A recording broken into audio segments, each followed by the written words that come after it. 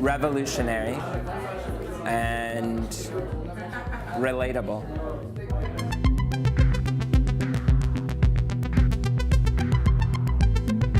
Yeah, they can be.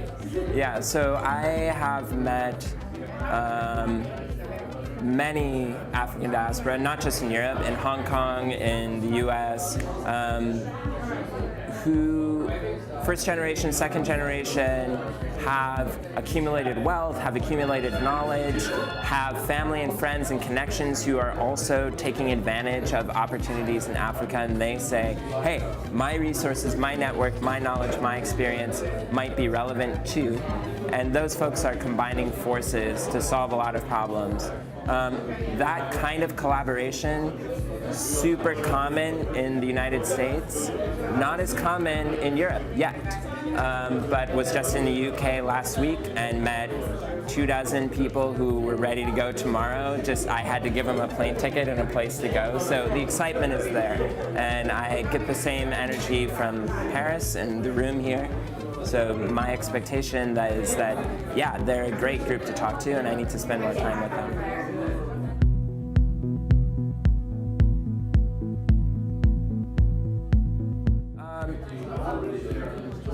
Look, you're always going to have risks. So the market risk is there. I've already talked about talent. The talent risk is there.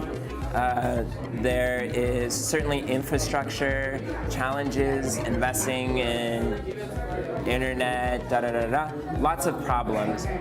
However, it's the only market in the world where growth rates are average above 10%, sometimes approaching 25-30% in some categories. One of the few places where you can do something really simple, like set up a pharmacy retail shop and make $1 million in a year. So if you want to be part of the next frontier, where you literally can make anything and solve problems in completely different ways. You don't have to deal with the established way of teaching and education. You don't have to deal with the established way of providing access to healthcare. You don't have to use insurance. It doesn't have to be public insurance. You can do whatever you want. Transportation doesn't need to be an interstate highway bypass system. We can revolutionize in whatever way we choose. So the best reason to go to Africa is because, unlike most markets, you have a true greenfield opportunity to innovate. If all you want to do is social networks for dogs, you can stay in Shoreditch.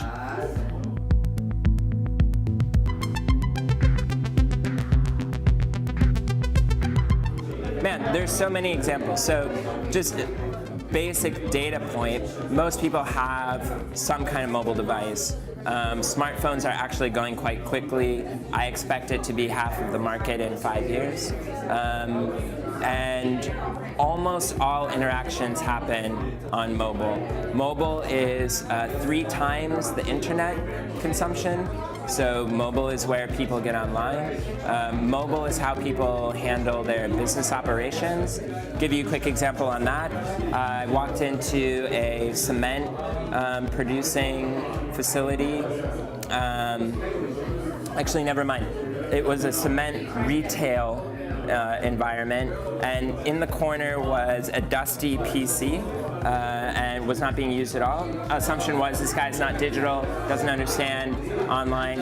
And when we started interacting, pulls out 3 mobile phones, one for payments, one for doing orders and operations. He actually got a geofence SMS pushed to him when the cement had entered the territory that he was looking for. So he knew exactly when to pick it up, when to send his people, and the rest was for managing his staff. So his whole business in 3 phones on his, I mean, that's like, if you're looking for mobile first, that's a perfect example.